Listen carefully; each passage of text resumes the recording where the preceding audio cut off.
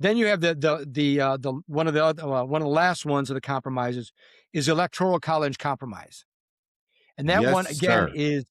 is another huge one where you have it where that there was a balance between the groups that because delegates distrusted the election being based solely upon popular vote because they feared mob rule, and Right. that's something that we discussed early on.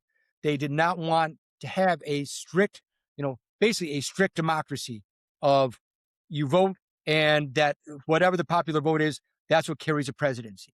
At the same time, they didn't want to go back to something similar to the Virginia plan, which dealt with a parliamentarian type of government where you had it elected, selected, the leader selected by the legislature because they distrusted the legislature just as much as they did the popular vote. Each one could be corrupted. Each one could could affect it in ways that they didn't want. So what do they come up with? They came up with this compromise for the Electoral College, where you had, yeah, Yeah. Sorry. yeah, no, It- where you had the vote based upon popular vote, but you still had a representative where it wasn't a sole one for one popular vote. It was where each state had a number of delegates and a number of votes based upon the overall population. And then each one was appointed an elector for certain numbers, and then each state would carry a certain number of votes. So it balanced it out. and this was new.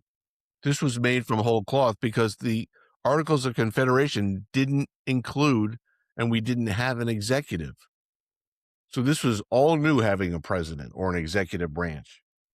So the fight started. Okay, if we're going to have an executive, and we're going to start moving some of the power from the states into a federal government, the federal government needs to have an executive branch. Well, how do we elect that person? And they were talk about having the state legislatures do that, make the votes, and it was a whole bunch of stuff that was thrown out there. But as Lou said, there was really a fear of the mob rule, and it made me laugh when I was reminded. I went back to my old history books from many years ago. I'm not going to say Yeah. how old that is, but whatever. They're now history Yeah, I themselves. know their history themselves, but when I went back and looked through all the compromise stuff when we went to the Electoral College, um, I laughed because Lou and I used to live in Connecticut, and again, this is not political anyway, but it's just an observation of fact. Regardless of the electoral cycle, at the end of the electoral cycle, for especially during a presidential campaign, you'd look at a map of Connecticut, and it would largely be red.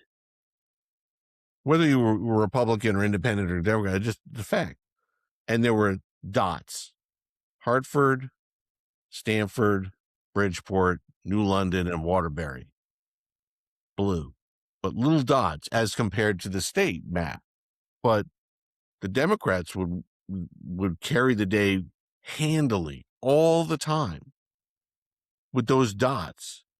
And that's one of the reasons why we have the concern about the Electoral College, is to make sure that there's more representation, and not just if, for example, not that they could have necessarily predicted what the country would look like now back from when they thought about it in 1787, but today, for example, or even take it from 1787's perspective, they're worried that someone who might carry the day in Charleston, New York, and Boston, or but the rest of the colonies all voted for candidate A, but candidate B managed to get the population centers of then Boston, New York, Philadelphia, and Charleston.